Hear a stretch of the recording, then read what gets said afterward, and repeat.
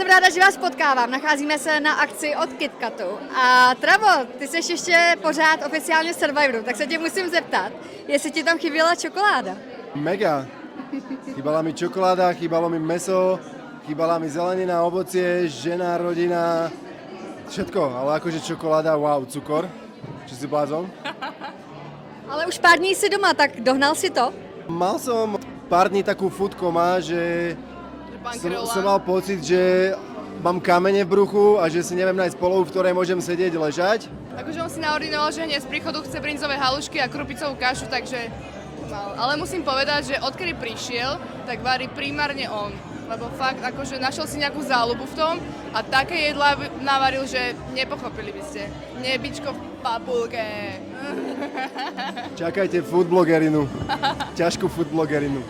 Já jsem věděla, že jste si pořídili nového pejska. My sme to plánovali už na Love Islande vlastne. Aj meno sme si vymysleli všetko, takže nasledujeme naše plány a splnili sme si taký ďalší náš sen.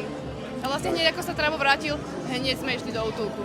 My sme s Kikou boli v tom, že vlastne ako náhle budeme mať dom, tak si ideme zobrať psíka z útulka a jak som sa vrátil, tak sme nečakali ani sekundu. On si našiel nás. Presne tak. Ja som našla také jedno video a ja som sa absolútne zalúbila do nej. A ukázala som to Travovi a Travo, že ideme zajtra. Bol to vlastne druhý psík, ktorého sme boli pozrieť a zobrali sme ho. Já jsem viděla, že ho docela jako rozmazlujete, že má různé pomlsky a věcičky, tak kolik jste už za něj utratili? To nepoviem. To ja nemôžem povedať. Akože Travo ma veľmi kroti v tomto. Veľmi, veľmi. Ale ja sa nenechám. Ono nejde ani až tak o peniaze, ale skôr o to, že potom ten pes má viacej vecí, jak pomaly ja, viacej hračiek, je to všetko po záhrade, po dome. A vlastne on je chudák taký zmetený, že nevie, s čím sa má skôr hrať, vieš, že v tom ju skôr krotím, ako, tak by som to akože dal na pravú mieru. Předpokládám, že spí v posteli. Viděla jsem nějaký video.